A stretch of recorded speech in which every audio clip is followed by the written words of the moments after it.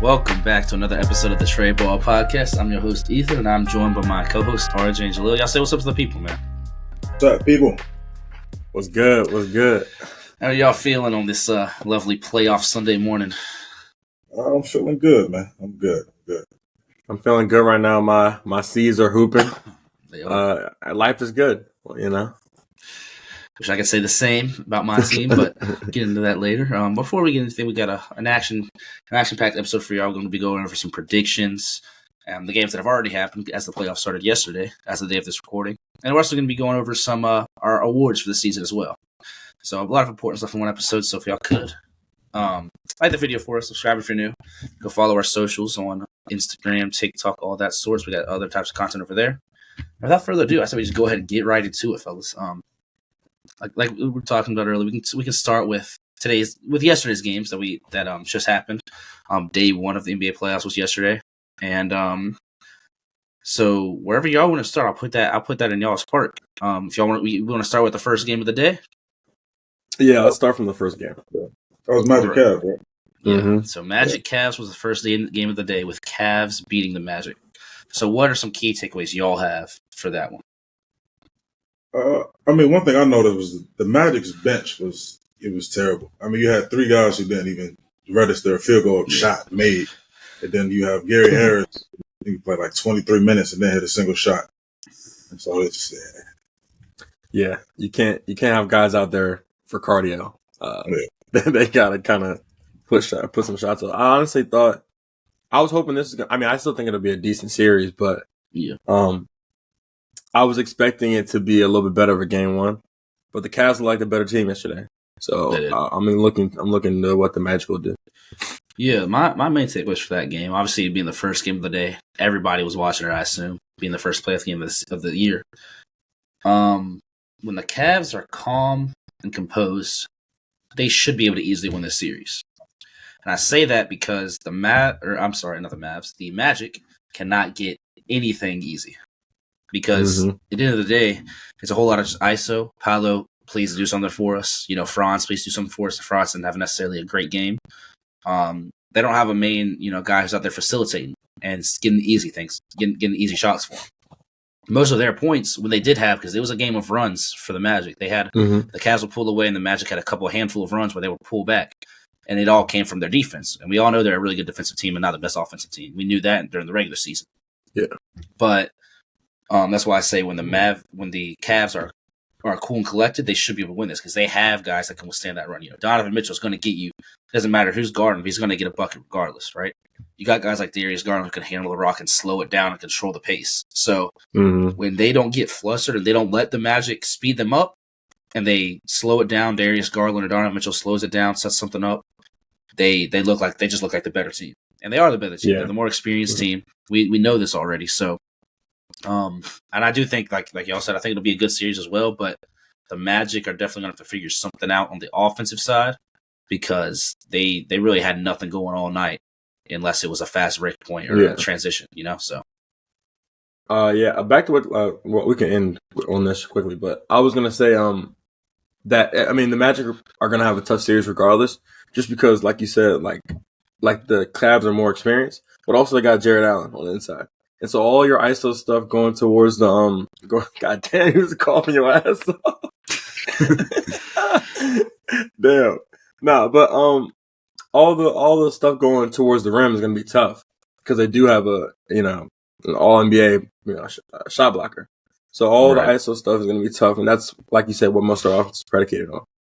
Yeah. Very true, very true. Moving on, we had the second game of the day, which was my favorite game of the day.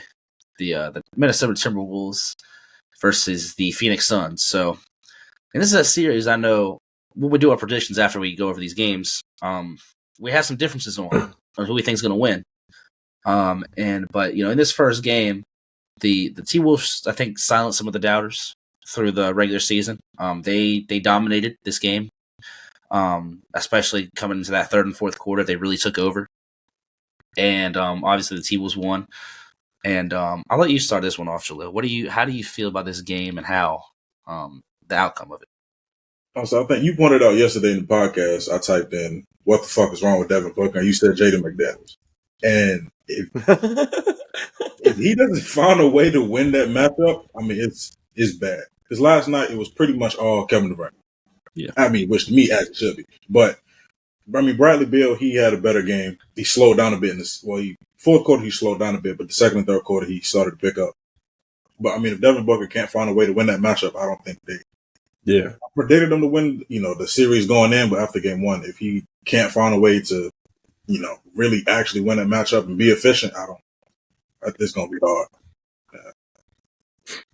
Yeah, I agree with you. I mean, like I said, like we did say, Jaden McDaniels really locked Devin Booker up. Like Devin Booker had a couple good buckets, and later in the game he had a couple, transition threes and things like that. But I mean, Jaden McDaniels is legit, man. I mean, I've been, everybody knows this. I've been saying this. He'll be in my awards segment later on, little sneak peek. But he is this outstanding defender, one of the best defenders in the league, if not maybe even the best perimeter defender in the league. That's how good he is, right? And he gave D-Book a very, very hard time. And I like their game plan going into it because they're obviously got Rudy Gobert, so they're protecting the rim. They're also a team that doesn't like to give up threes. And they're going against a team that's fine with taking those tough mid-ranges and stuff like that. And like you said, Bradley Beal had a decent game. Bradley Beal, by default, I feel like is the person that needs to step up for them because he's not going to get the other best defender assignment. You got like Jaden McDaniels and Nickeil Alexander-Walker mainly guarding Devin Booker. And then Kevin Durant, there was a lot of times where Cat was on Kevin Durant. Which obviously that's going to be a bucket regardless. But it didn't matter who was on Kevin Durant. Whenever somebody was on him, he was getting to his mid-range and he was knocking it down, right? So by default, Bradley Beal's going to have somebody else on him that Bradley Beal's going to make his defender work. And he did for a little while. But I don't think Bradley Beal's going to win you a series, Yeah. So I think the T-Wolves, their game plan, they let Kevin Durant do his thing. Obviously he did. He had 30. But they really shut down Devin Booker and they did their thing. And then their offense, honestly, I was very surprised by their offense too because they looked really good. You had even guys like Rudy Gobert decent on offense yesterday. And Anthony Edwards, man, he couldn't be stopped. He had that third quarter. He had me off my couch, like up right next to the TV because he just every time he touched the ball, I knew it was going in during that third quarter. So I mean, it was amazing. He looked like a superstar. And the T-Wolves were really good, and their doubts coming into the series, I feel like people aren't really doubting them anymore because their defense looked legit in the playoff game with Rudy Gobert anchoring it. And it's because you have Rudy Gobert anchoring it, but you also have really good perimeter defenders as well. So they looked amazing, and I'm looking forward to seeing them as this playoffs goes on. Yeah, I gotta agree, and just to kind of dissect the matchup, it feels as though they went into the series saying Kevin Durant's going to get his regardless, which, I mean, as we've seen across the past, 16 years or whatever, how long he's been, Kevin Durant's going to score. That's never been really an option. But what they're saying is we feel like D-Book we can exploit D-Book's offensive game somehow. And we can exploit, I guess Brad Beal, like you said, he had some decent buckets, but like you said, Brad Beal's not winning you a series. So they've went into this saying, basically, Kevin Durant's going to have to get this done because like we talked about all season, the Suns' rough or weak point on their team was their supporting cast. We know they got three good guys, but if you take Book out of it with like you said, Jaden McDaniels, who's one of the I don't want to say the best perimeter defender, but definitely a top 5 perimeter defender. Yeah. You take out D-Book with that. KD's going to score regardless, so you can't take him out. And then Brad Beal, who hasn't had to shoulder the load of the offense and has had some injury problems. You're basically making KD and him score for an entire team, and that's just not realistic. So I love the thought process going in this series, and it's smart because they got the pieces. I mean, one of the best defensive teams in the league. So kudos to the T-Wolves. For sure. And next game up, we had New York beating Philly. This is also a series that I think we're all very split on. I don't even have that much to say on this game. I kind of wanted to leave this game to y'all. And, the only thing I could say is that I saw was New York kind of just looked like the more complete team, in my opinion, even without one of their best players in Julius Randle. But I'll let y'all take the floor on this one. What did y'all see out of that game? I think you got it. I think the best thing that I saw was that, because I think going in like the games leading up to the playoff, Jalen Brunson had to be like phenomenal for them to win. Yeah. And you go to yesterday afternoon, that wasn't the case. You had DiVincenzo had a good game, and just the rest of the supporting cast had a good game. And I think on the Sixers side, if Embiid, I mean, as a person who had knee injuries myself, I don't think he's gonna play I don't think he's gonna finish this series. I think he will end up missing the game the longer it continues. And I think, we're going to do predictions, but I think the Knicks, it favors them a lot if Embiid's not healthy. Mm-hmm. Yeah, I kind of would say the same thing. Like you said, they're the more complete team. Just looking at it, you get a 20 ball out of Deuce McBride. That wasn't on my bingo card. Yeah. I mean, OG only had 11, and it didn't really make a difference. I mean, everyone that played was a big contributor. I'd say DiVincenzo 8 points, but the defense, Mr. Robinson almost a double. So, it's going to be. Usually when we see Tibbs teams, they got short rotations even in the regular season. But I don't see a reason to really shorten this rotation. I mean, everyone that's playing is playing at a high level. You got 9-10 guys really playing at a high level. Josh Hart double. So right. For the Sixers to I don't want to say win this series because I don't know if that's even an option. But for the Sixers to compete in this series, I'd say they either need Embiid and Maxey to be better than they were, which is not. I don't know how you get much better from 29, 8, and 33 and 4 assists. I mean, that or they need more out of the guys like Buddy Hield who had 0 points. 0 points. Only 11 minutes too. Yeah, Batum, he's back in his why the fuck Batum man era because 3 points is not going to get it done. B-ball Paul 4 points, 0 points out of campaign. So they need more out of guys like that. To be successful. Tobias Harris, 7 points. Yeah, exactly. Like, that's not going to cut it. I mean, even Kelly Oubre 10. I mean, that's not terrible, but you want more than 10 points out of a guy like Kelly Oubre, who we know can go for 18 to 22 on any given night.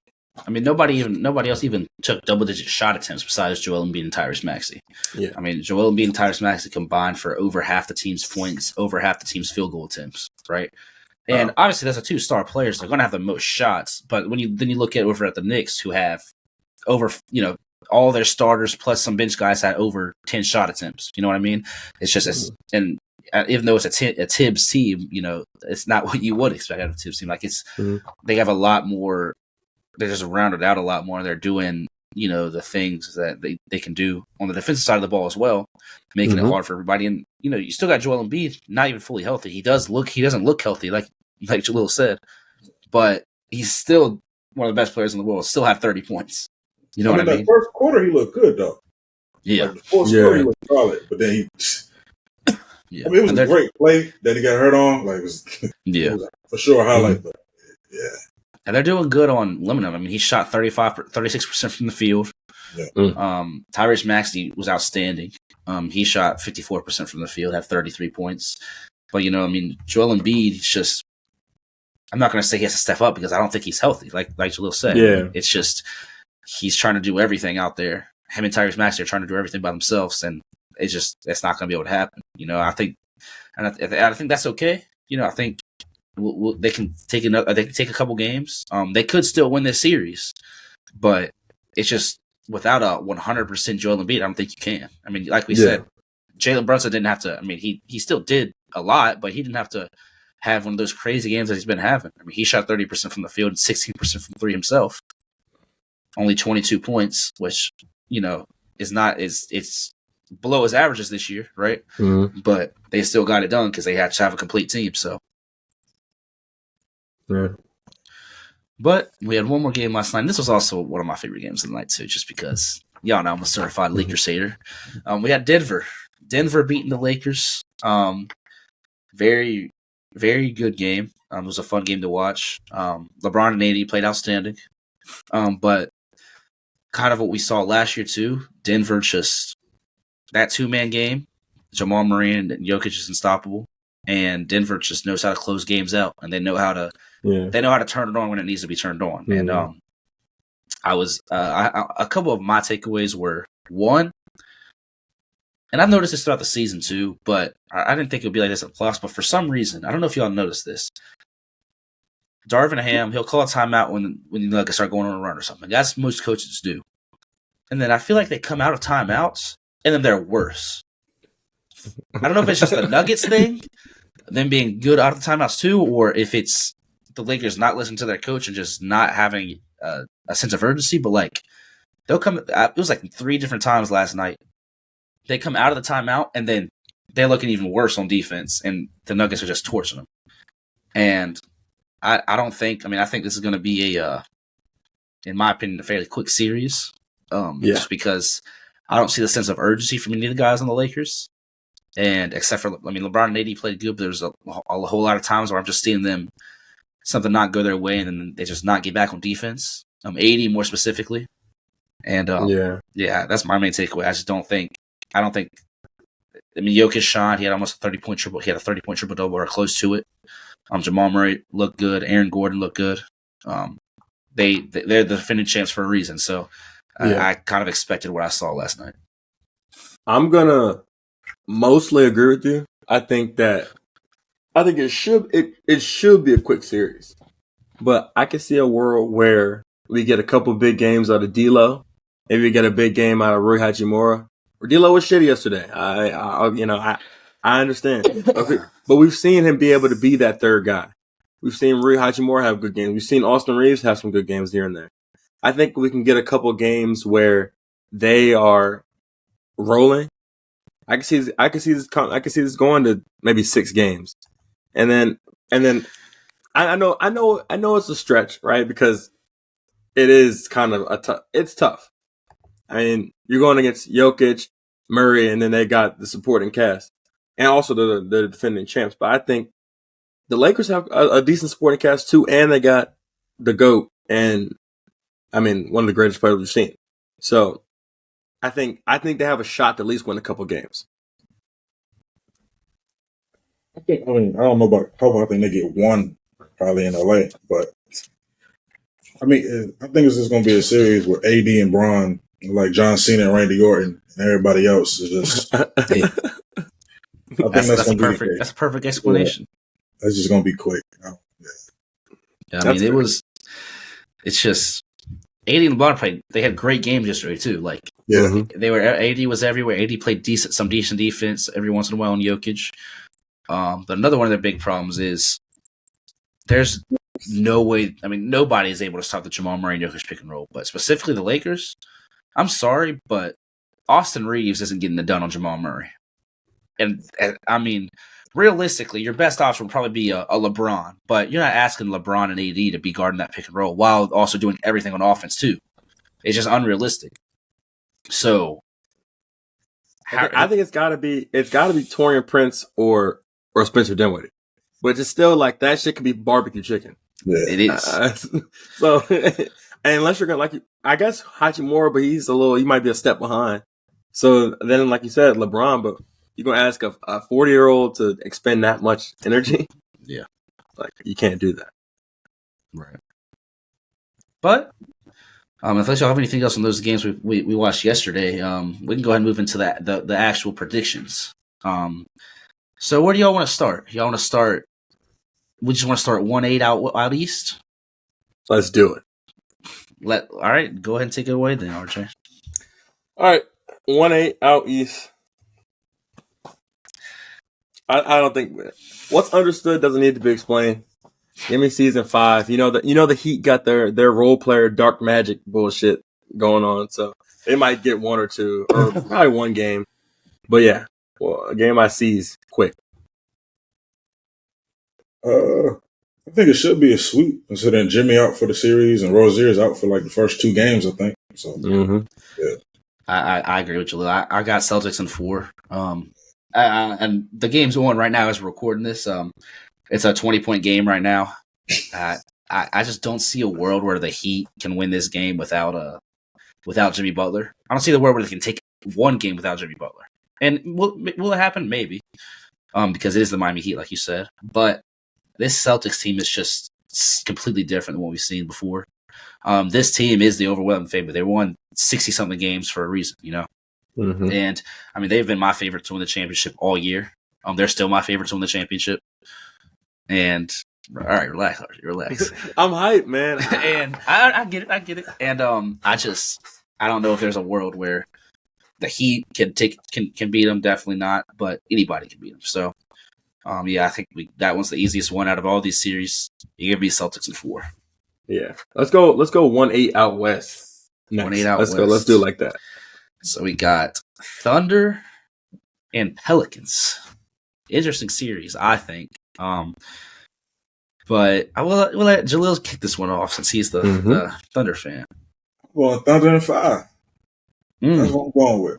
I know the Pelicans look good without Zion against the team. You had B.I., he stepped up. You know, of course, you still got Trey Murphy, Herb Jones, and all them guys. But with Zion missing, I think he missed the first 4. Yeah, I think he missed the first 4. I'm going with Thunder in 5. That's fair. Yeah, that's extremely fair. I think I'm definitely picking the Thunder to win this. Don't get me wrong. I think it would be a little bit more interesting if Zion was there. It's just so unfortunate. He always gets injured at the wrong times. As well as another player that we'll talk about later. But, I do think the Thunder are definitely going to walk into this season winners. I do think the Pelicans are a decent matchup with them because I think Jonas Valanciunas can really can put his mark on this game a little bit. But, without Zion, I think Zion would be a really good matchup for Zion because, I love Chet, but I don't think Chet's getting it done against that man, But Zion, I feel like this would be a perfect, we've never seen him play in the playoffs, and this would be a perfect, coming out party for him, if you will. But I don't think it's getting it done. And I love the Pelicans. I do think the Pelicans will get. I predicted the Thunder in 6, just because we've seen Brandon Ingram also perform in the playoffs. He does perform. CJ McCollum is good. Trey Murphy is good, and this is a good scrappy team. And I feel like they can throw a lot at Shea. Not saying they're going to stop Shea, but I feel like they have the Herb Jones, Trey Murphy, Dyson Daniels. They can throw a lot at him. Yeah. So make it difficult for him. So I'm going Thunder in 6. Because I could see the Pelicans taking a few. And that's the only NBA arena I've been in, is the Smoothie King Center, right? And I already know. Why is this shit called the Smoothie King Center, bro? I don't know. God damn. Apparently that's like a big smoothie chain in Louisiana and stuff. So damn. But I'll tell you this. I've been in that arena. I know that New Orleans down there, they're going to be jumping for those games. I think they're at least getting 1, but I'm predicting they get 2 in New Orleans, and Thunder wins all. I'm going to say the Thunder win all their home games. And I think it ends up going 2-2, and then the Thunder close it out in 6. That's fair. I like 6. I like 6. Like you said, they got a lot they can throw at them, and length too. I feel like there's a lot of teams have guards that can throw at Shea, but they're not as long as like you said, as Trey Murphy and Dyson Daniels and some of those guys. And then also you got Herb Jones, and then you got is Alvarado hurt or he's playing? Yeah, he's playing. I thought he was playing. But yeah, Alvarado, who's can be an effective defender as well. But I think I think the Thunder will be too much for him just as a team, especially without Zion, like you said, because Chet is a great defender. I'll touch on that a little later, but I mean, that's 280. That's 280 going right at your chest. Like, there's nothing you can do about that. Yeah. There's also the experience thing. Like this is their first taste of their playoffs for a lot of the guys on Thunder. So, I feel like because of that, might steal an extra game or 2 because of that. So, but I guess we can go to 2-7 now. Let's keep it out west. Keep it 2-7 out west. We just touched up on this series. Lakers, Nuggets. I'll keep it simple. I'm going Nuggets at 5. I think this year, I don't think LeBron and AD are going to get swept again. I think they're going to at least get 1 game. Nuggets might have a bad shooting game sometime in LA, but besides that, I think the Nuggets are going to pack them up quick. I don't think the Nuggets are playing around. As from the last night we saw, they 1-game-1. The Lakers can't close games out. The Nuggets are the best in the league at closing games out. I think the Nuggets got this in 5. Yeah, I agree. I'm going Nuggets in 5 too. Yeah. Man, we got a lot of agreeing right now, fellas. We got unanimous Nuggets in 5 is insane. Let's wait for the East. Yeah, I feel like the East will get a little bit more. That's fair. All right, well, we'll move to the East then. 2-7. Now, this one is, I think, where we got to start getting some differences. 2-7 out East. Obviously, being we saw a game yesterday, Philly, New York. Dang, it's still so crazy to say that New York's the 2 seed. Yeah. But 2-7 out East. So I'll let you kick this one off, Jalil. I'm going with the Knicks. Going with the Knicks. Yeah. I think originally before Embiid got hurt, I had Philly. I think everybody did. But I'm going with the Knicks in 6. Yeah. I think Embiid he might have one more healthy game in him. And then I think Maxey could go off for 1. So, that would be the 2. But I'm going Knicks in 6. How you feeling, RJ? Give me Knicks in 7. I don't think we see another Deuce McBride 20 ball, and I don't think we see the wealth be spread out that much across the Knicks bench. I don't think everyone plays as well as they did yesterday. I think they're a better team, so I think they'll win. But I don't see them losing an All NBA caliber guy and Julius Randle, and that doesn't end up hurting them a little bit. You know, I think that there will be some, not consequences, but some effects of not having one of your second best player. So I'm going to say Knicks in 7. I agree with you, RJ. We're still agreeing. I have Knicks. I predicted Knicks in 7 as well. I think that Joel Embiid is going to cause them some problems. Even though, like we said, I predicted Nick. I did all my predictions before the games yesterday, right? So I didn't. Yeah, but I knew Joel Embiid. Regardless, I knew Joel Embiid was going to be healthy, fully healthy. So. But I still think, as we can see, he's still at 30. So, he's still going to be a problem if he's not 100%. But I still think with him losing out on Julius Randle, who was an All-NBA guy before he got injured, that's going to affect them. And Jalen Brunson can't do it all. And then role players, they're not going to always – like you just said, Deuce McBride's not going to have another 20-piece. All these role players aren't going to keep playing this good. So I went with Knicks in 7. I do think in that game 7 in Madison Square Garden, Jalen Brunson would show out. And from what we've seen in the past with the Sixers in these game 7s, I can't really count on them either. And also, that's a whole lot on Embiid's body through 7 whole games if he does play all 7. So I'm going to go with Knicks in 7. I think it is a scrappy series. And I still could see the Sixers winning, but it would take a miracle out of Joel Embiid for it to happen. Question for y'all, especially Jalil, because you were a little – you think Embiid's going to get hurt. If we see 7 – or how about this? If Philly can steal the next one, and they can steal one at home, we're going 2-2 coming back. So Embiid and with Embiid, say Embiid misses game 3 and 4, and Philly still steals one. 2-2 going back. If Embiid can play game 6 and 7, does Philly have a shot? Is he playing game 5? You said 2-2. Okay, 5, 6, and 7. How about that? He misses the middle. I'm going to still go with the Knicks only because I heard what the commentary said and B said last night. They said when he hurt his knee and when he was recovering, he didn't have trust in it. And there'll be times where he would tweak it slightly and he know it's okay, but in his head, he thinking too much of it. And I've had it before. So last night he had 30, but it was on 20, 26, 27 shots?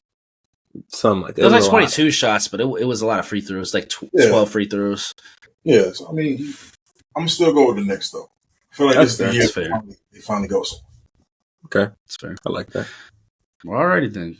We'll go back out to 2-7. I'm sorry. We'll go to 3-6 out east, which is where I think we'll finally have some controversy in Milwaukee and Indiana. Milwaukee being the 3 seed, Indiana being the 6 seed. How do y'all feel? I'll let Jalil start. I know Jalil, I think, has a different opinion on me than this. How do you feel about this series? I'm going with the Pacers in 7. Whoa. I'm going with the Pacers in 7. I like it. Why? Offensively, they're the best in the league. I'm not wrong. And Giannis is coming back off of, and if he plays tonight, it'll be his first game back off injury. And I have the Pacers winning tonight in Milwaukee. And so I think, Milwaukee will probably win game 2. But I feel like game 7, especially if they go down in, if the Pacers go down a game and if they win, say they go down going into game 6, they win 6 and it's a good win. I think they could carry on and win game 7 in Milwaukee. I feel like it will be Tyrese Halliburton's coming out party. Yeah. Honestly, I agree with Jalil. Really? And I actually have Pacers in 6.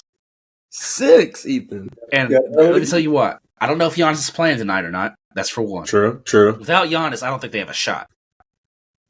Because even with Giannis, I'm going Pacers in 6, and it could come back to Miami because Giannis is a generational talent, but he's hurt.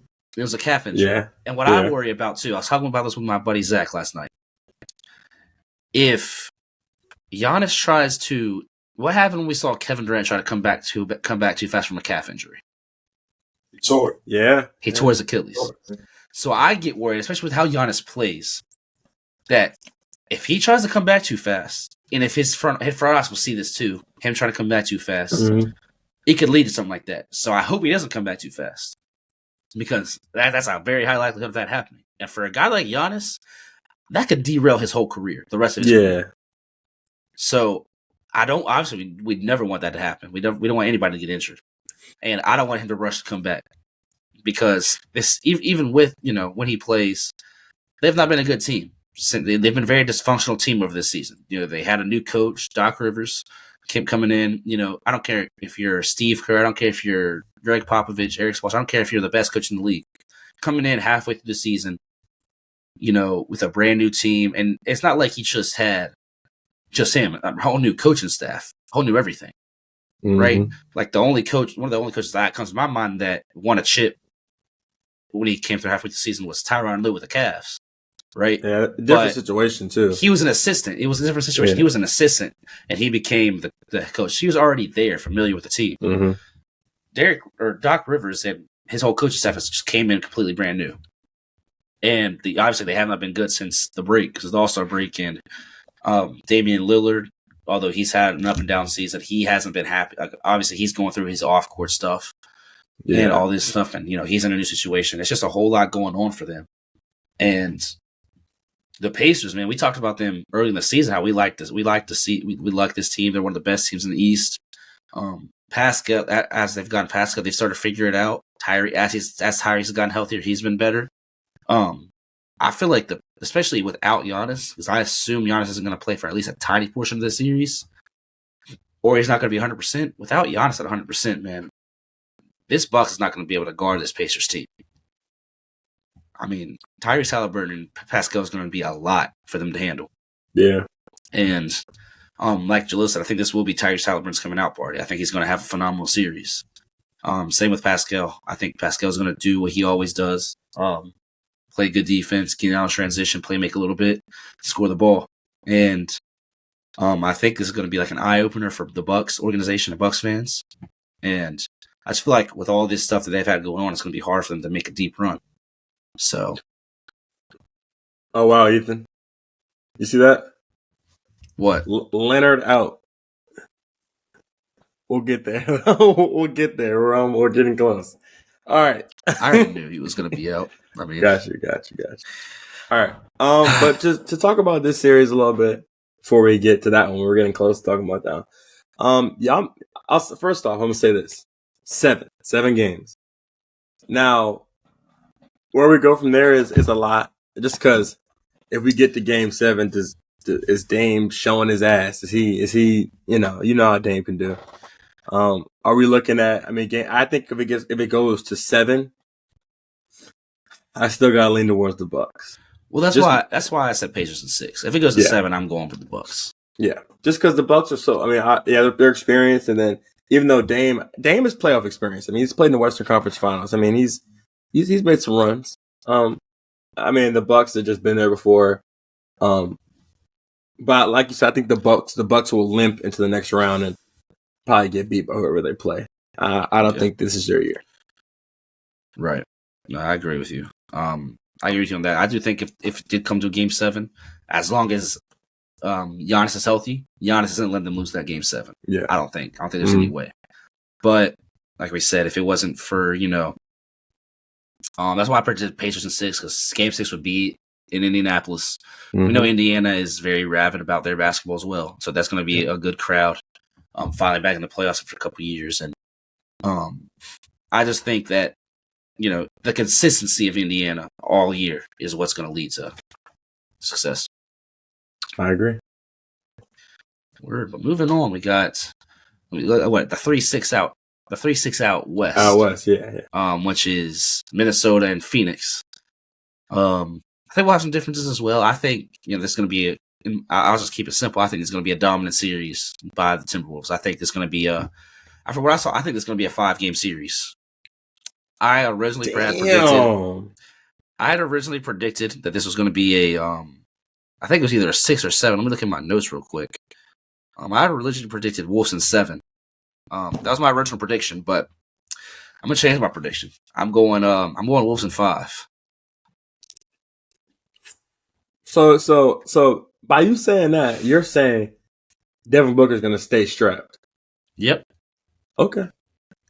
All right. I was worried because we've seen Rudy Gobert fall off a little bit in the playoffs before, and we've seen what Kevin Durant can do, obviously, and Devin Booker in the playoffs. They both are historically great playoff players, but this Timberwolves defense is legit, and they proved that in Game 1 that they're going to have their best defenders just giving Devin Booker nightmares. They're going to let KD do his thing.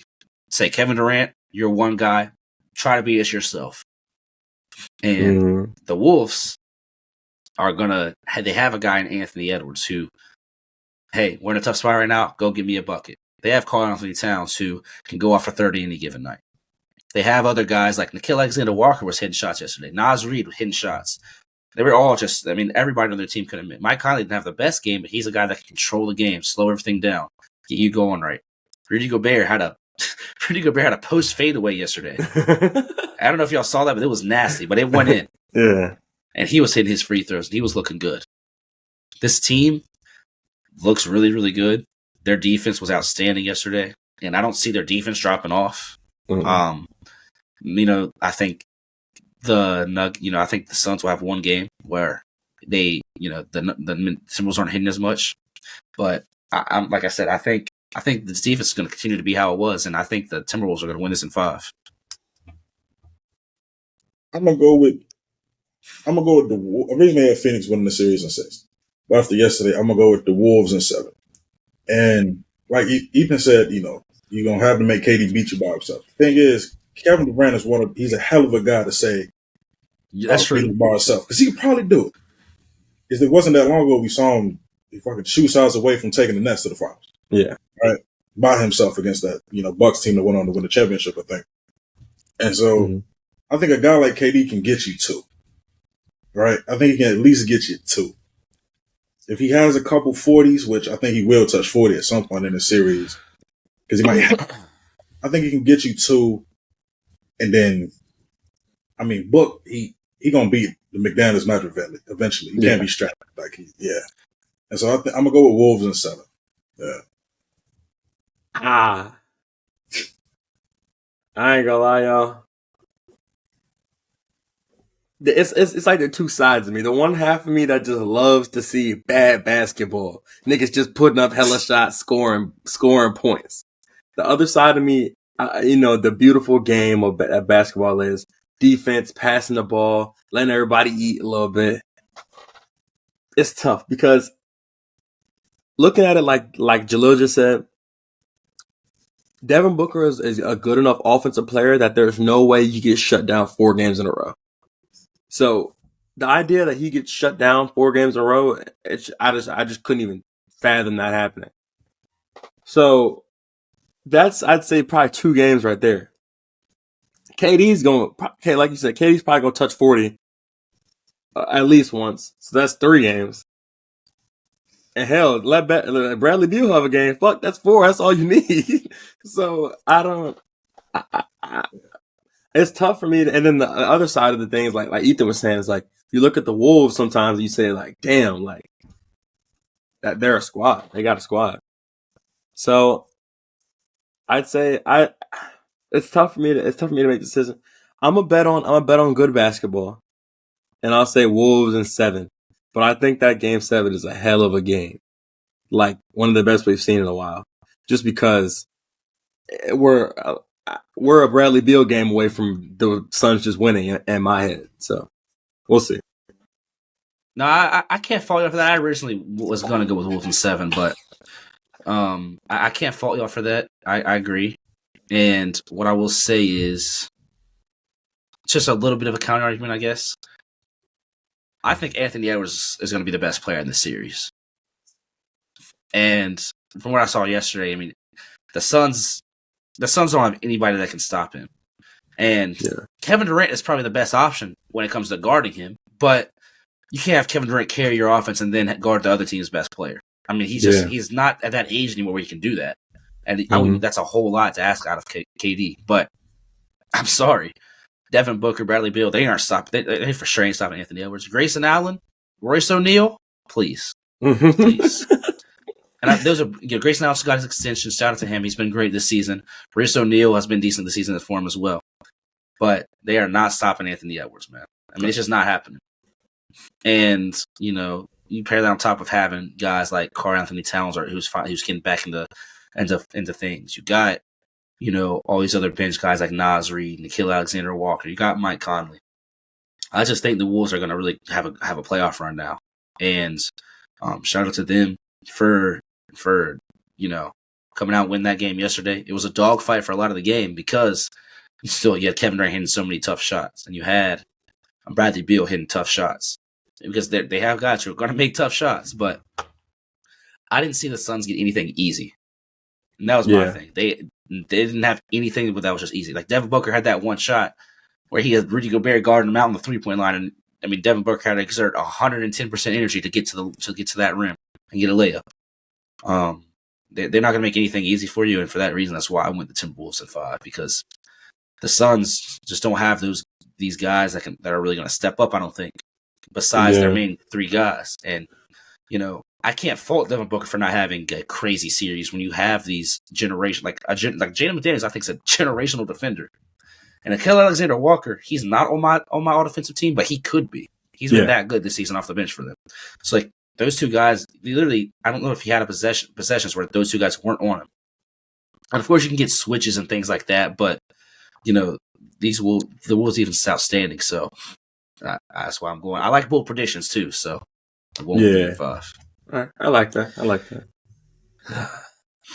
Let's go out east first with the 4-5 before we do the 4-5 out west because I'm gonna have a rant. So y'all, go ahead and introduce the 4-5 out west. Obviously we got Cleveland and Orlando. I'm gonna go Cleveland and 5. I think they're just a little bit like we saw last year. We had the lights are too bright moment. Yeah. I think they're past that. I think they have, as long as they can stay healthy. Let me put that caveat on it, because we've seen that they're one injury away from kind of being mediocre. But if they can stay healthy, I think I'll go Cleveland in 5. Maybe give me 5. The Magic have been a really good defensive team this year too. But I just don't think. I think Cleveland has too much firepower, and also the Cavs have a pretty good defense. So it's not like the Magic can take advantage of things. I'm going to go Cleveland in 5, mostly because of, of course, because of what Donovan Mitchell and Darius Garland could do, but mostly what I saw from the front court. Jared Allen and Evan Mobley were fantastic yesterday. Yeah. I think Jared Allen hit, 16 and 18, and then Mobley 14 and 12. And I think them 2 combined made up like probably 80% of what the Magic had in rebounds total. Yeah. So, I'm going to go with Cleveland in 5. Yeah, I agree with you. My original prediction was Cleveland at 7 before the game 1. After the game 1, I definitely would. I'm going to keep my same prediction. I'm going to keep Cleveland in 7, just because I do think. And I agree with you. I wouldn't be surprised if it's 4 or 5, honestly, just because of what I saw yesterday. But I am a believer in this Magic team still. I like what they got going on, and I think. Now the defense isn't a Timberwolves defense by any means, but it's a really good defense, and I do think Paolo and Franz. If Franz steps up a little bit, if Paolo had a good game, they can come out and win you a game or 2.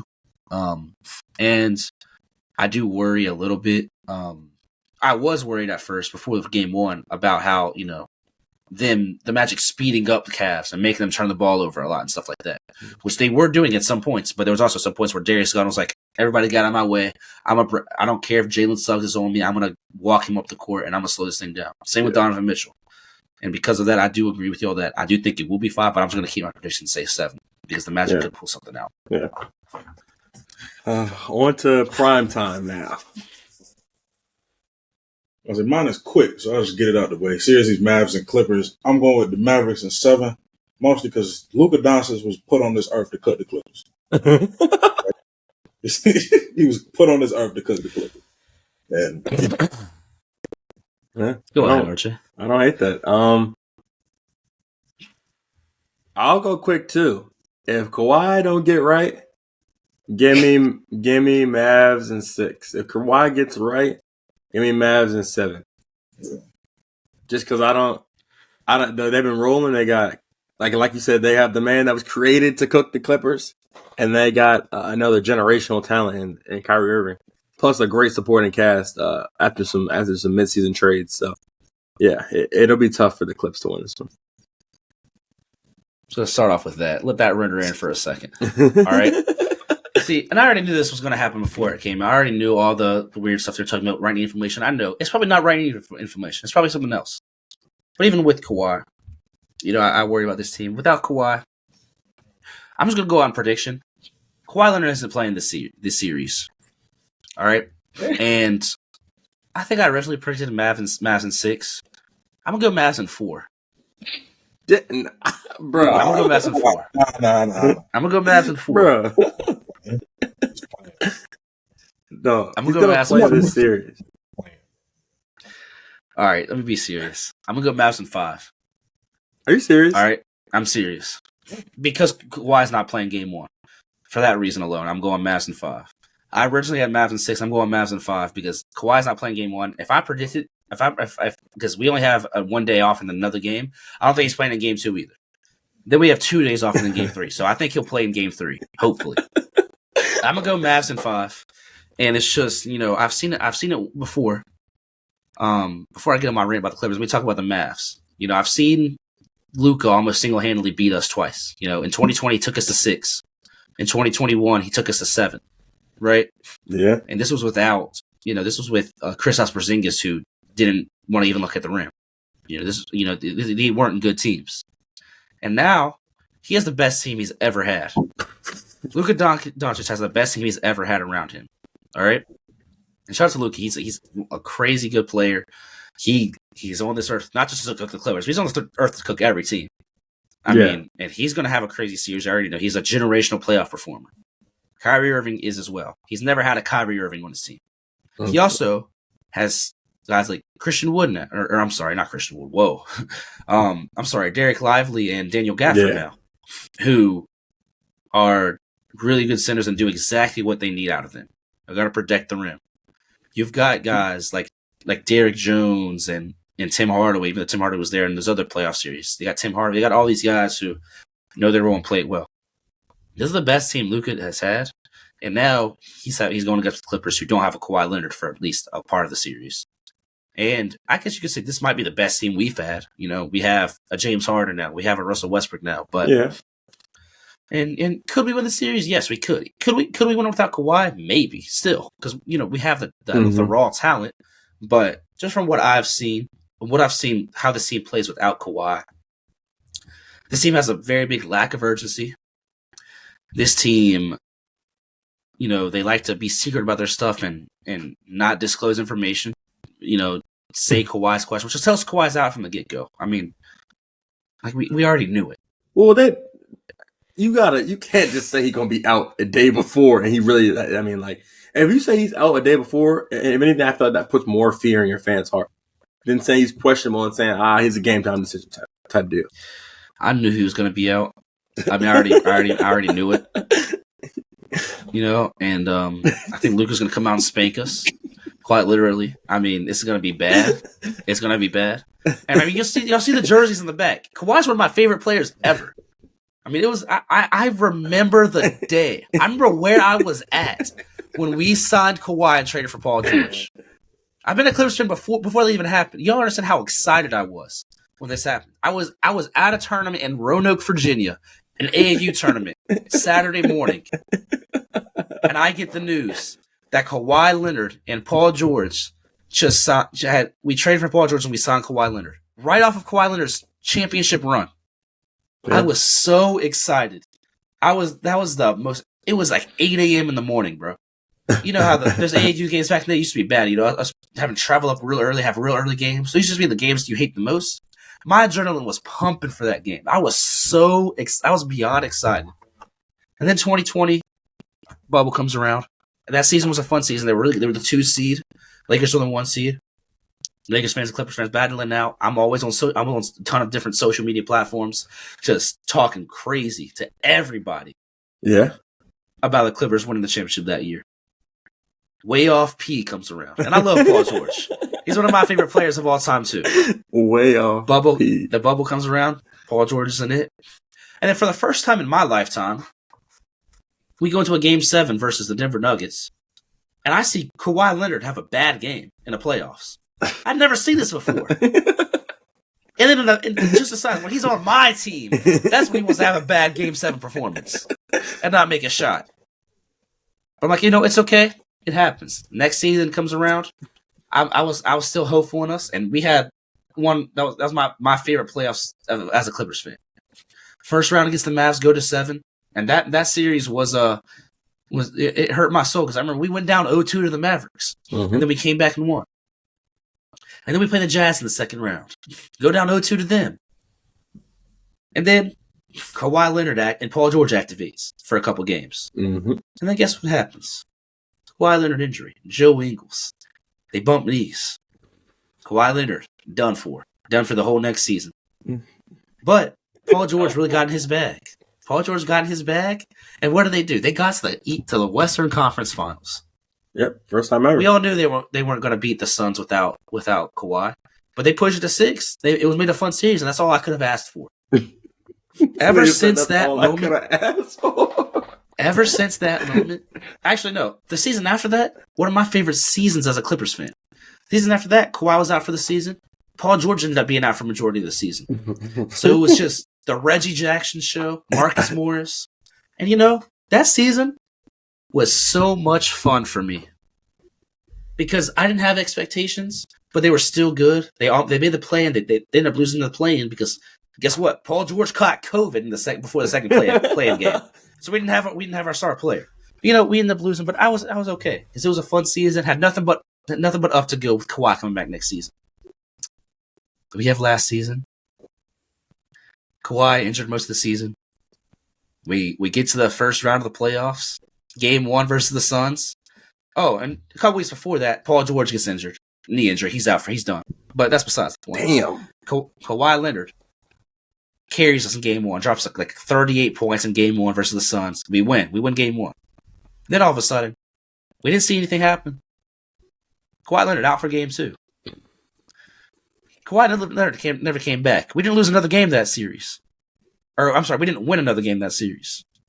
So that's what I've had to deal with for the past 5 years. And I've stuck through it. You see the jerseys in the back. I've stuck through it. I've stuck through all these hard times. We haven't had a healthy playoff run. We haven't had a playoff series with our 2 star players playing together since 2021 in the first round against the Mavs. Jesus. That was the last time Kawhi Leonard and Paul George played together in a playoff series. And a full playoff series was 2021 against the Mavs. Since then, we haven't had nothing. And now we have James Harden now. We have Russell Westbrook now. We have Norman Powell now. But none of those guys are Luka Doncic. No, they are not. They are not. And, honestly, of course, I'm going to be rude.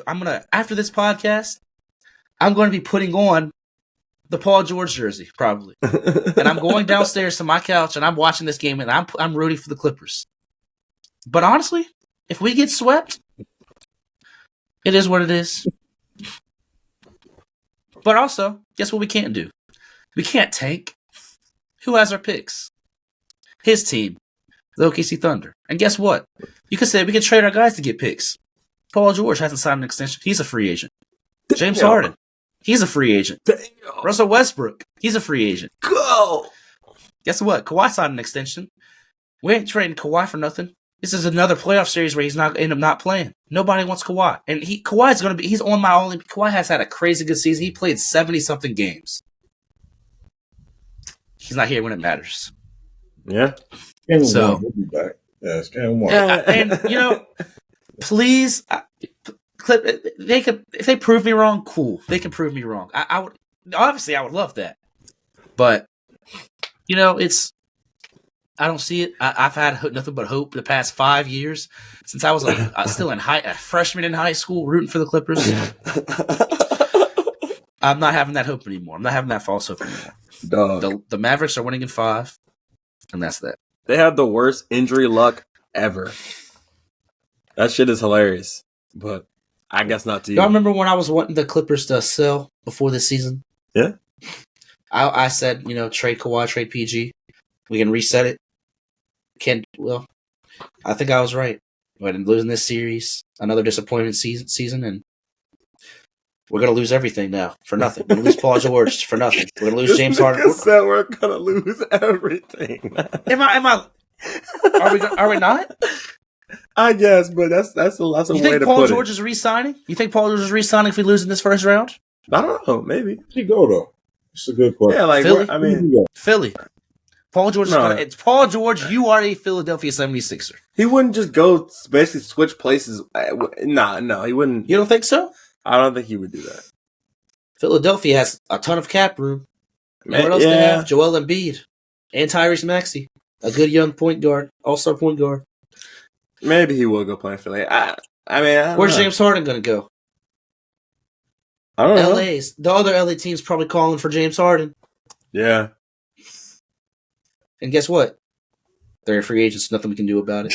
Steve Ballmer will offer him money. We know that. That's the one good thing we got going. But if they decide to go somewhere else, maybe a sign and trade. We're not getting nothing valuable in a sign and trade. It's wraps. It's over. It's Mavericks in 5. Clippers, please prove me wrong. But I'm not creating false hope for no reason. That's fair. All right. Let's get into these awards, man. On a lighter note, awards time, man. How do y'all want to do these, man? I had my rank. I'm good now. Let's start from least serious to most serious. 6 man. Yeah, 6 man. And then we'll do the defensive teams after the individual awards, and then we'll do third team, second team, and then first team and all NBA. All right, that's cool. I can start it off. 6 man, I got Malik Monk winning. I honestly wanted to go Naz Reid, but Malik Monk, he was the definition of a spark plug off the bench this season. Mm-hmm. So I wanted to give him his flowers, and I'll go with Malik Monk. But I'm not mad if you have Naz Reid. I had Naz Reid. No, I got Malik Monk, which I believe first episode when we did predictions, I believe I said Malik Monk. I might be wrong. You did. I think so. You did. Yeah. That's good. Hey, that's impressive to over a span of months be right. So I got to get that to you. But in my opinion, it should be Naz Reid. And I'm taking a page out of Ethan's book right here. If the Kings sneak into the playoffs, I have no argument. Fair. But the Timberwolves are the 2 seed, and for him to have the impact he's had on a team that historically, they haven't been this good. So their first time being a real contender in a long time. He's the 6th man, and I just think the impact on a 2 seed is a little more valuable. So I got to go Naz Reid. He's not your typical 6 man either. He does a little bit of everything. Uh-huh. He does. He's going to play defense. He's going to score the ball. He's going to play make a little bit. And you know what? I think you convinced me. I'm switching back to Naz Reid. That's who I had. You convinced me. That's who I had going in. But I was leaning more towards Malik Monk, but you convinced me. I'm going to go Naz Reid. Okay. I like that. All right, so what's next? Coach or rookie? Most improved. Let's get rookie out of the way. Oh, damn, I didn't even do most improved. Damn. All right. I think y'all go, and then, I feel like. For most improved, I got UNC alumni, Kobe White. Yeah. That's the right choice. I have Kobe White as well. Yeah. I have Kobe White. I think Tyrese Maxey will win it because he's a creative improvement, but I also I kind of expected Tyrese Maxey to improve to all maybe not this good, but I kind of expected him to be also an traded all-star James this Harden. You traded the only thing that's holding him back. Of course he's gonna. Yeah. I didn't expect this out of Kobe White. Yeah, exactly. Doubled his stats. So that's why I personally give me Kobe White. Fair enough. All right. I guess next we can go we want to go with Coach of the Year or Rookie, or you want to get Rookie of the Year out of the way? I think we all Go ahead, RJ. Where do we start? I've seen you watch up. I've seen you grow up. Over the course of a year, Victor. Started off, you weren't shooting threes. Then you started hitting threes. Defensive improvement. You started playmaking. I'm so proud of you, Victor. My Pookie Bear. My glorious king. Victor Wembanyama. Thanks. So you're going Wemby. Yeah. It's Wemby. It's got to be. I have Chet myself. I want to say Chet. What the fuck? I'm joking. I'm joking. No, I got Wemby as well. Yeah. It's got to be Wemby. I think that's the only fair choice. So Yeah. Coach of the year is All right. obvious too. I think.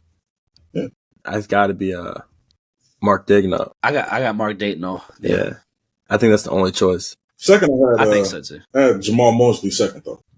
Yes. Jamal Mosley is a He's good done choice. a stand-up job. Yeah. But I think you could argue for Joe Mazzulla as well. Could you argue for Thibodeau more, though? Thank you. I like Thibodeau's Tibbs I pick. like- Yeah. I like that. it too. There's so many good coaches that you can go with, honestly. Yeah. I'm not mad at any of those. I did Honestly. go Mark Dayton though.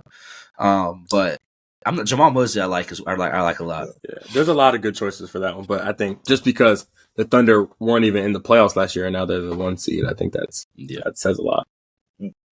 Yeah. So we got DPOY. DPOI and MVP. Yeah. I think these are DPOI is pretty obvious, I think. So I wrote this down. I said Gobert, but it should be Wemby.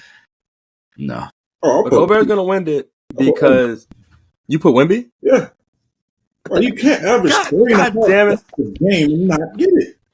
Yeah, man. You know what? Fuck it. Give me Wemby. That's my MVP. That's my D-boy. Bro, he's averaging 4 turnovers a game, 3.5 blocks and a steal. Like, come on, man. Ethan, that's crazy. I understand. I'm not sure I've if it got was Rudy real Gobert. magic or not. That's my Like, glorious key. when he was on the floor, I don't know if it's real or not, but apparently, allegedly, when he was on the floor, Spurs had no more defensive rating. When he was off the floor, they were the worst. I believe that. Like, and then you look at his plays like, I forgot who they were playing against. It's a 3-on-1. He's standing there like this, and they don't know what to do. You don't do that with Gobert. Yeah. They're just passing that bitch around trying to figure out how to make it work. Right. It's never going to work. You can't make it work. I mean, there's probably going to I've be got Gobert Rudy winning Gobert. it, but I'm going to go. Yeah. I've got Rudy Gobert. I stand by this. DPOI, I think, is one of those awards that goes along with MVP, your all NBA stuff. I think it's one of those awards where you can't be on the worst defensive team in the league and win DPOI. I'm sorry. I know what you're saying about the on-off numbers. I get what you're saying, and he's going to be on the all defensive teams, and he's going to win a whole lot of DPOIs in his career. But I can't give it to Victor. Okay. You know what, Randall? Let's just go into the defensive teams before MVP. Yeah, let's and do All-NBA. MVP last. I feel like that's So I'm Gotta be gonna give a lot. y'all gonna be mad. do My your defensive second teams. team first. Do your second team first. So my second team is Wemby, Dog. What the AD, fuck? AD. Derek White. Is this your second team? It's my second team. Wemby, AD, Derek White, SGA, and Alex Caruso.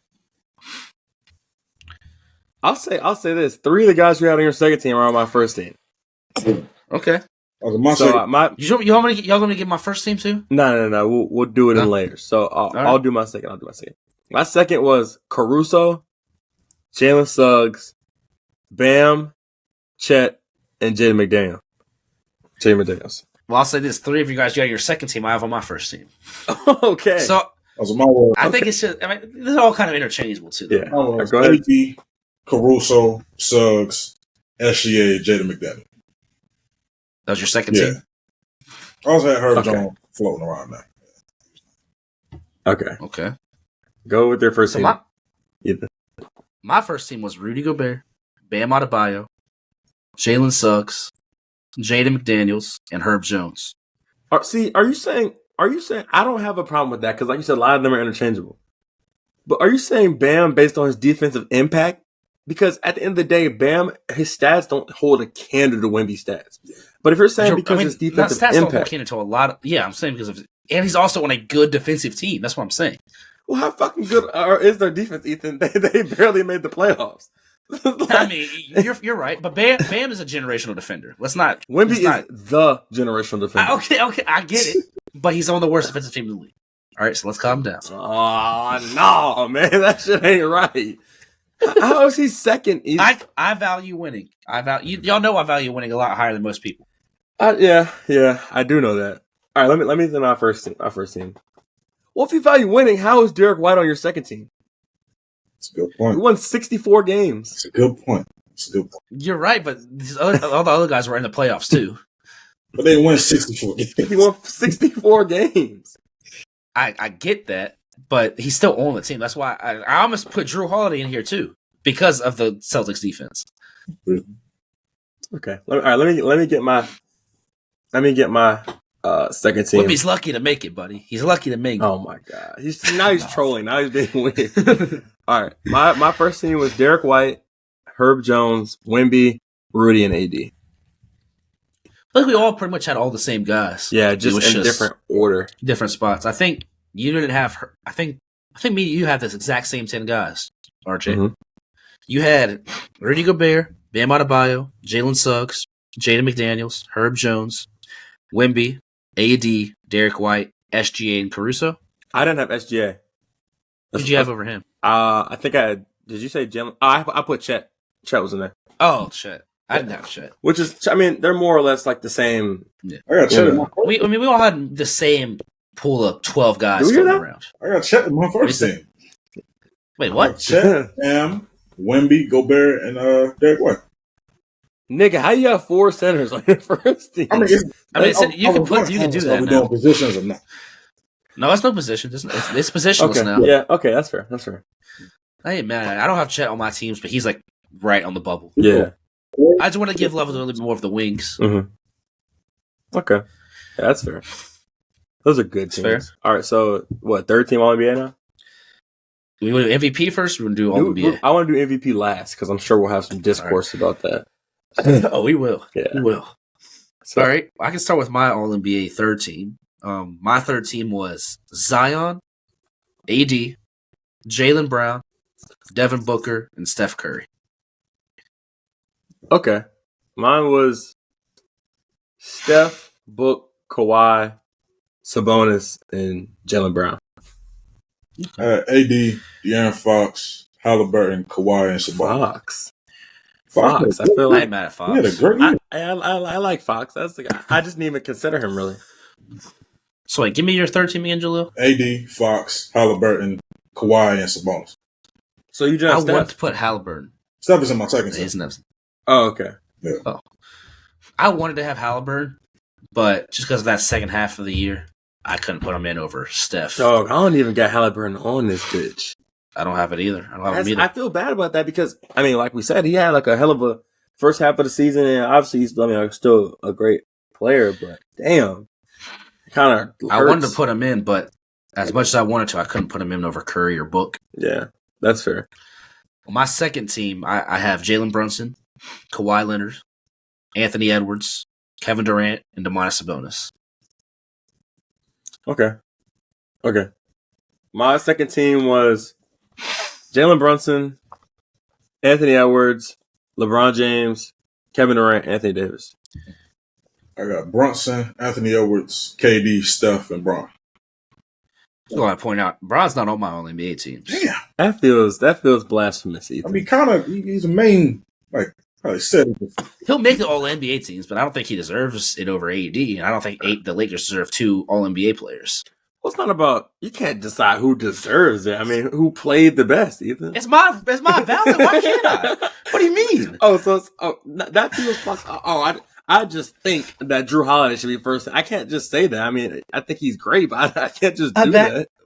Dog, the Lakers they don't need 2. They don't deserve 2 All-NBA players. It's LeBron, though. I get it, and I love LeBron, but AD was their best player this season. Yeah. Yeah, he was. AD was almost Defensive Player of the Year. He played You could 76 argue it. games. So he's great. He's Played a great 76 player. games. And then I couldn't put LeBron over the likes of my third team was AD. I'm not putting him over Jay. I think he had a better season than Jaylen Brown, but the Celtics are the 1 seed. Yeah, He had a better season than I don't know if he had a better season than Devin Booker and Steph Curry. I could maybe put him in over Devin Booker, but Devin Booker had a good season too. Where they made the play. I mean, they not only made the playoffs, but they were in the they weren't even in the play-in. You know what I mean? Mm-hmm. And the Lakers had that up and down year. That's true. So I couldn't put him over. You could argue Zion, but the Pelicans made the playoffs and all that. They were. I think Zion had a really good season, a pretty healthy season, all things considered. Yeah. And then So you gave your second team already, Jalil? Yeah, Brunson, AD, my bad. Brunson, Anthony Edwards, KD, Steph, and LeBron. Okay. In my opinion, Kawhi deserves second team over LeBron. What? I have Kawhi. Kawhi's on my second team. Y'all have Kawhi on y'all's third. Kawhi's on my second. I don't know. The Clippers were all right. As much as the hating guys did on the Clippers had a really they were a 50-win team. Like 2 and they apart. What's that? They're they're like still a a bunch of 50-win games team. apart. And they had a really, really good stretch. And Kawhi was really, really good this season. Yeah. Yeah. Yeah. I think we all have the same first team. I think we should. Should. Yeah. Luka, Shea, Giannis, Tatum, Jokic. Yeah. All right. Yeah. I think that's the only right answer for the first team. You could almost argue Brunson in there. Over who though? Over who? The problem is, I think Brunson had a better season than Tatum. The problem is, you got to have Tatum has to be All NBA first team because of the Celtics record. You think he had a better season than Jason Tatum? I would say he had a more impactful season than Jason Tatum. That's not what this is about. This is about who the best That's not what it is about. All NBA. Who had the best seasons in the NBA? I think Jalen Brunson had a top 5 season in this year, bro. When you look at what he had to do, what he did, what he had to do, and pull up the stats. Go ahead. I got to, bro, because go ahead. It's something wrong about this. Like it's not. Jason Tatum. I'm not saying Tatum had a bad season at all. Yeah. Jason Tatum just sat here and averaged 27 points on 47% shooting, right? 38 from 3, 8 rebounds, and 5 assists, a steal, and about and half a block a game on a 60-win team. Jalen Brunson just averaged, and that's why I gave Jason Tatum the nod because he's on a 60-win team. But Jalen Brunson averaged 29, 4 and 7 on almost 50, 40, 90 on 48, 40, 85 splits. Okay, while being the top guard in the Eastern Conference, leading the Knicks to a 2nd seed when nobody expected that. We all expected the Celtics to be the 1 seed. Yeah. And we were. Right? And I'm not taking anything away from and this has nothing I'm not taking anything away from Jason Tatum. This is just praising Jalen Brunson. Wait, okay. So you said Tatum's is in the list, right? He's in your top. He's all NBA first team. Oh, yes. Let's leave it at that. Let's just I'm leave just saying, it at that. I wanted so badly to put Jalen Brunson in the first team, but I couldn't because the Celtics were too good. Okay. I'll take that. I'm saying if you were to put Jalen Brunson in for somebody, it would have to be Tatum. Sure. What about Giannis? He was second in the league. Giannis had a historic season.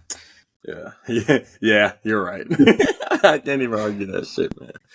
All right, I guess now we got MVP. MVP. Go ahead, RJ. You start this one off. Y'all want to say who y'all had third and then 2-1? I didn't. We could do I that. didn't do a ladder. Oh, but we can do a ladder. I got a ladder. My third, Shai Gilgeous-Alexander. And that's good. That's good for him. You know, he's making his way up. Surprised he didn't have Jason Tatum. No, he's making his way up. He's doing great. I just think that you know. A side note, real quick, it's 91-59. So putting belt to ass. Anyways, back to your boy Shai. I think Shai is a great player. I think I think he's one of the best in the league. Obviously, top 5 player in this season. I just think the two guys ahead of him have a little bit more, or I'll say they finished a little stronger. Not that Shea was bad down the stretch. I just say they finished a little stronger, these two other guys. And one of them, I think, is having another historic season, which is a season, the type of season we've seen him win an MVP one before. Yeah. You want me to just get my whole list out first? Go ahead. Number 2, give me ooh, damn. Am I doing this based off what I want to happen, or what I think will happen? What you want to happen? What you believe? Well, goddamn, Jalil, y'all said two different things. What you believe? Believe as in like who I think should. What you feel like What's should your happen? order? Raymond Jones. Oh, okay. Your order? All right. The whole Govey is OC. All right. Who? Give me. Yeah. All right. Here he's about to get weird. All right. Give me Jokic 2. I think Jokic is. Gilbert Arenas was saying this, and that this would be the worst MVP season in a long time or whatever. And I don't agree with that, but I see what he's saying. As in, I don't agree with that, but I think I see where he's coming from. As in that Jokic didn't do anything that we haven't seen before. I feel like in the past when we see MVP players, at least in the recent history, it's been like some record-breaking, groundbreaking type of thing. You get even going back to Russell Westbrook. Russell Westbrook, James Harden. We see guys like that winning, and they're breaking records. Embiid had a historic season last year. Jokic, when he won it the first couple times, that didn't happen. And then number 1, give me Luka Doncic. Now, do I think this is gonna happen?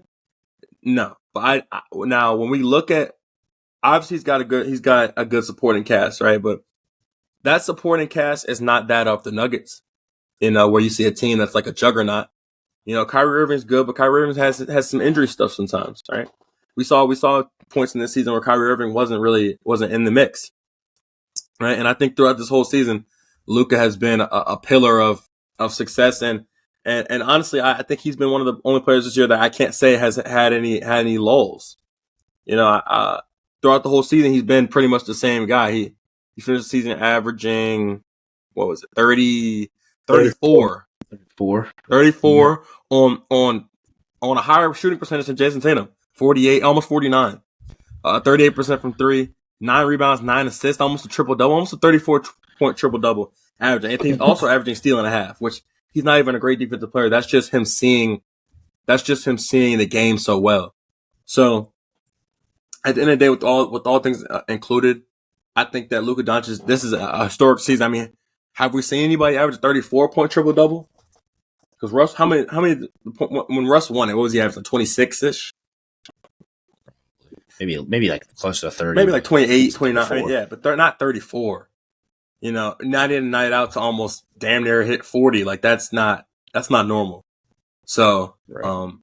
I think Luka Doncic will have to win it if it was up to me. But I see an argument for the other two guys. I see an argument. Yeah. Go ahead, Jalil. All right, so third, I have Jokic. Mostly because we've seen him do this before. And if you ask me, he's having a worse season this season than he did last season. Mm-hmm. And then you also look at the supporting cast. To me, he has the best supporting cast out of the 3. He's also third, finished behind Shea. Second, I have Luka. Again, he has a better supporting cast than Shea. I understand averaging the 34-point triple-double. That's cool and all, leading the league in scoring. But being like Ethan, you bring one into effect, you finish 5th. And then first, I have Shea Gilgeous-Alexander. You take a team who didn't make the playoffs last season, a team who is, I think, second or third youngest team in the NBA, one of the youngest teams in NBA history, and you lead that team to first in the Western Conference, which is the toughest conference by 4 out of the 2. He averaged 35 and 6 on 53% from the field. 35? I think I averaged 35. Like 35 and 6. Oh, I was about to say, that shit don't sound right. What? I need to change my shit. Yeah. And I mean, even to me, even if you swap the guys around, I don't think Luka is leading that Thunder team to the number 1 seed. I don't think Jokic is leading that team to the number 1 seed. Jalil, you can have Jokic, all right. He probably is not. You don't think Luka is able to lead that team to the number 1? No, I don't think so either. I don't think so. I think it's a different circumstance. Yeah. It's a lot. That's two different players. It's Yeah. Well, to me, to me, he's MVP. I can't argue it though. He had a great season. Let's see what Ethan has to say. me personally, I have number 3 is Luka for me because of the as much as I just praise Luka when I was talking about the Clippers. I do love Luka. I've always been the guy who I don't like giving an MVP to a 5 seed. It's just I know it's not a lot of games separated. I don't like it, me personally. When Jokic won it as a 5 seed, I didn't like it. When Russ won it, I didn't like it. He was a 6 seed. I've never been I know the stats and everything. And one thing to give Russ his flowers real quick, he averaged 31 that season. He won MVP. Yeah, it wasn't 28. It was 31. Damn. So shout out to Russ. Yeah. But still, I don't like the precedent of giving MVP. I don't necessarily want it to always be best player, best team either, because that's how you get Steve Nash winning. Yeah. I love Steve Nash, but come on, but I like top 3 seed at least, in my opinion. That's one of the things I like. Like 3, maybe honestly top 2 seed for me is what I like, and I like, the stats pop out. Like best player, best team would be Jason Tatum, obviously, but the stat, like the best supporting cast in the league, types, all this other stuff comes into account. That's why I got Luka at 3. Luka's stats probably are the best out of anybody, though. Number 2, I have Jokic. I do believe that. I feel I remember a couple podcasts ago I said this MVP race is going to come down to whoever gets the 1 seed, and I know they have the same record, but Shea has the Thunder have the tiebreaker, and the Thunder were the number 1 seed, and for that reason, that's why I'm going Shea at number 1 for me. I'm not mad if Jokic gets it. I'm not mad at if. I wouldn't be mad if Luka got it, but like I said, I value the winning a little bit more. But that's why I'm ultimately going Shea. They were a team that weren't in the playoffs, and now they're the 1 seed. So, Shea's a big part of that, and also Shea's the best defender out of these 3. I think Shea should be on an all-defensive team. He led the league in steals this year. He's a very, very good on-ball defender, and he's the best value defensively out of these 3 players as well. So, for that, I'm going with Shea. Yeah. I wish I could argue more, but I don't really have much of an argument. I think he's great. He's been great this season. Yeah. I can honestly like I had him at 3 on my list, but I could see him. I could see him winning it. It just depends on where the voters' heads are. I really don't want Jokic to win it. But dude, I wouldn't be mad if Giannis won it either. Like that's the thing. Like he's not in my top 3. But Giannis had a historic season himself, and the Bucks weren't as good as we thought they would be. They were still a top 3 seed, even if Tatum won it, they were a 65-win team almost. Like all these guys, I wouldn't be mad if any of those top 5 guys won. I'd just be if Giannis won it, I feel some way just because they finished so bad. I feel like as an MVP, you don't let your team flounder like that. I feel like if they weren't so bad after the All-Star break, and I feel like, you say that, but I still feel like there's had so much stuff going on with the coaching and stuff that matters a whole lot more. If they finished, 50, I don't know was there even another 50-win team out east? Maybe the Knicks were 50 wins? Maybe. The Knicks, 50 on the dot.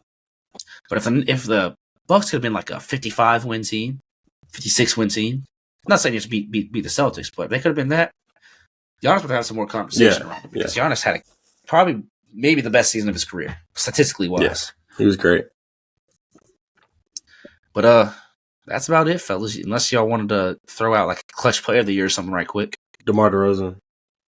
DeMar DeRozan is the answer. Yeah. But I also hate that award. So I do. I don't know. I feel like it's just kind of just like something to give somebody. I don't know. Yeah. Because how's anybody in the Celtics ever going to win clutch player of the year? Yeah, when they're blowing teams out, you know what I mean? Giving spankings. What do you do? How could you get it? So your team, you almost have to be on a shit team, so you always are in close games. So it's kind of a weird award. Yeah. Any sick shout outs before we finish things up, Julian? Sick, bro. Yesterday was the Women's Gymnastics National Championships. Dog. No, it's the national championship, bro. Man, how the fuck? Why are you watching that shit, man? Bro, name me 5 gymnastics moves.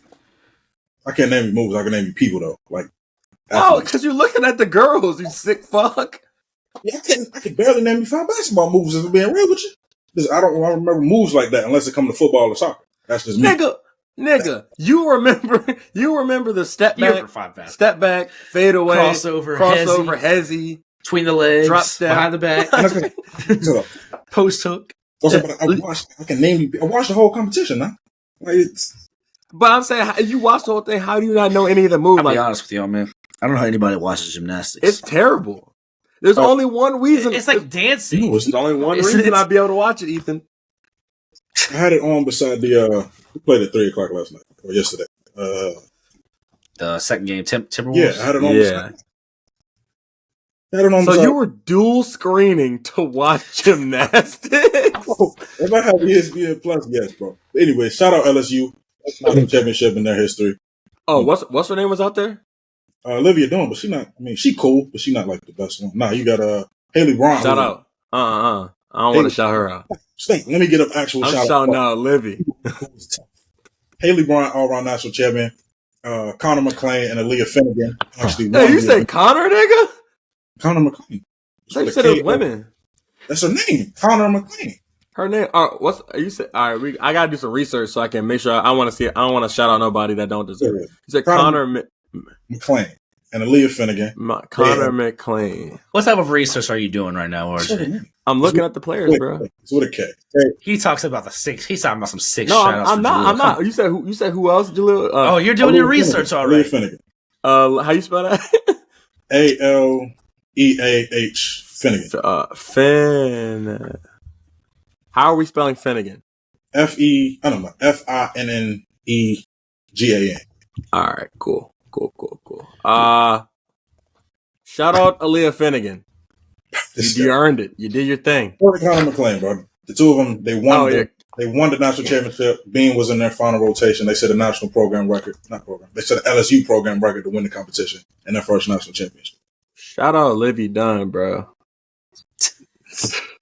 I'm wilding. That's on me. All right, let's get out of here. I love the Clippers game. All right. All right, y'all. Appreciate you for watching. We'll be back next week with some playoff talk. First round matchups might be over by then. Some of them might not be. We'll see. I know one team will probably be out of it by then. Yeah.